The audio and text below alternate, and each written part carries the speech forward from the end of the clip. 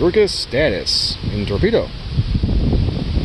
Hey, right on location, this is Cigar. It is also windy as hell out here because the weather's changing, which is not necessarily a bad thing, but it's going from like 90 to 100 to like rain and wind. Anyway, Gurkha status. I don't really know a whole lot about this one, actually. Gurkha is one of those wines that makes a lot of, shall we say, oddballs.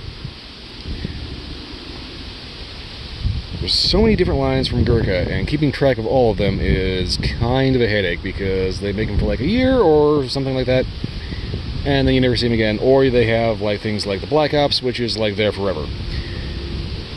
So anyway, I'm going to go ahead and get this cut and lit, and hopefully not get blown out of the tree or rained on. Either is entirely plausible.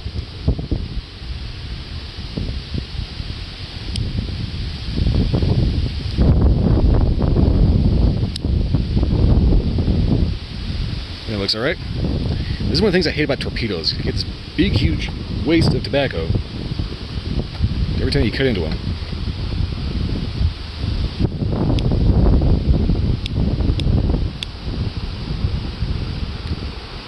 I'm just going to torch and scorch here because it's getting a little breezy.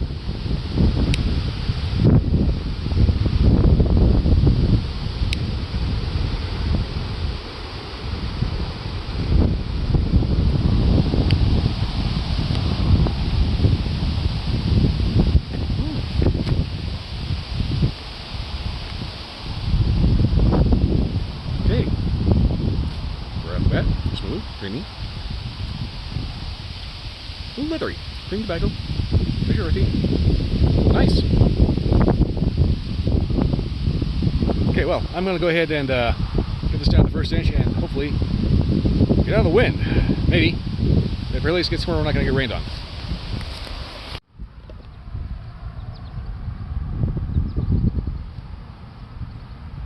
Okay, so, about an inch in. Kind of a little difficult to pinpoint specific flavors. It's a little sweet. Something poking me in the knee. A little sweet, a little leathery. I want to say very leathery, especially with how kind of really squishy the overall texture of this is.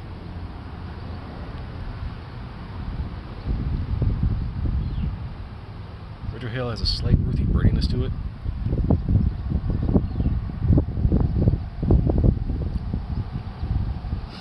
Overall, kind of difficult to get any legitimate profile on this.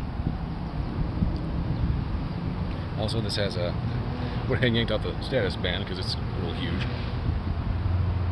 But yes, it's kind of difficult to actually pinpoint specific flavors. I think this is one of those ones that's going to like build as you smoke.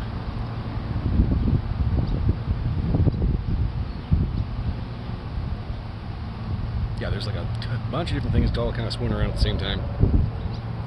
But nothing is really standing out. There's a touch of bitter, a touch of sweet, a little leather. It's going to be interesting to see how it goes. So, I'm going to go ahead and get this down at the halfway point, if I can figure out where the halfway point is. It's about there, here, I think. I'm going to keep tapping my ash here because it's a little dry out, considering the fact that it just has like rained like crazy. But anyway. Yeah, droughts are kind of weird. It'll be bone dry and capable of catching fire, but at the same time, there's like a massive rainstorm looming. That's Colorado. Alright, I'm going to get this down at the halfway point. Okay, so, pretty decent halfway point here. Keep in mind this band is kind of huge. Not to mention it's a torpedo, so it looks probably a little shorter than it actually is. Anyway, well, maybe it looks longer than it is, I don't know. It's a little deceptive as far as appearances go, but that's just making up filler right now.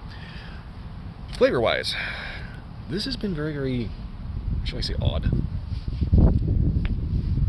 There's somebody stomping around out there. There's quite a bit going on. What I was thinking was first a little leathery, kind of transitioned into, I want to say gourmet soapile, if that makes any sense. It's got a little bit of sweet to it, it's got a little bit of bitter creaminess to it. Retrohale occasionally has some bready, kind of almost vegetal notes, but the main draw in the mouth has that very, like, you know, gourmet goat's milk soap. kind of thing. You know, it doesn't have that soapy smell. It just has that very strong, you know what I'm talking about. You go to the grocery store and, you know, you're looking at hand soap, all of a sudden you see that little brick of, like, creamy looking, not wrapped at all, just intensely, powerfully scented, just goat milk soap. And I think maybe you should be smoking this in the tub. Bathtub, hot tub, whatever. But that's just the weird vibe I get off of this. It's kind of reminded me of the Mark Twain. That one was very, very soapile. This one, apparently you've gone to the bakery first. But anyway, I'm going to try to keep this short and sweet because I don't want to get rained on here. I keep getting spit on. But yeah, it looks like it's about to completely dump. So I'm going to go ahead and get the band off of this and get this down to the nub and see if anything changes or gets even weirder.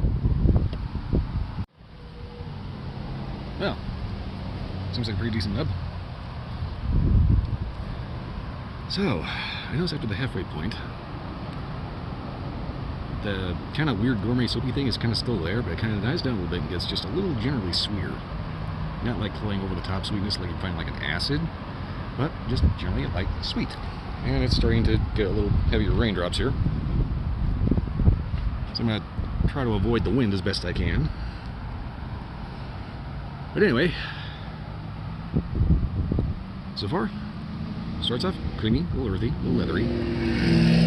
After about an inch, it gets this oddball, like ocean fresh, kind of just gourmet soap thing. A little bit like a baking spice, earthiness, kind of in the background. Touch of sweet. Halfway point, that ocean fresh thing kind of dies down a little bit, not a whole lot. It's still there. And it gets just kind of generally a little sweeter. And it's a sweetness that kind of builds as you smoke it.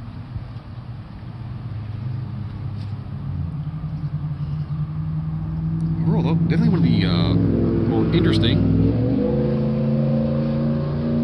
There's always somebody with a loud as hell vehicle. I mean, this is definitely proven to be one of the more interesting cigars I've had in a while. I don't know if I necessarily like it, though. I mean, it's a Gurkha, so it's well made, and, you know, it does have an interesting flavor. I'm not sure I'd buy it again. Also, weirdly enough, this is, like, strangely squishy, and I have no clue why. I think it might be a little underfilled, truth be told. But draw's nice. And if you can avoid getting tar around the edge, shouldn't have too many issues with flavor.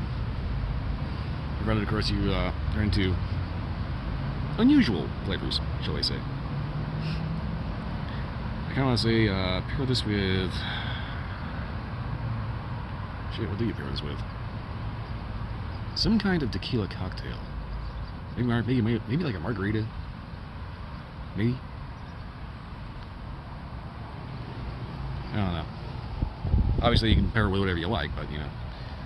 It's me personally, I'm not too sure what I would actually pair this with. That is a big-ass bird. Anyway. Not too sure what the price is. Pretty sure it's got a reason why you don't find a whole lot of Gurkha status too much around. Probably because of the fact that they're a little on the oddball side. But anyway, not bad. Just not something I would have particularly sought out. Anyway, that's pretty much all I got for this one. If you like this review, either leave a like, subscribe, leave a comment, let me know if you had a different experience.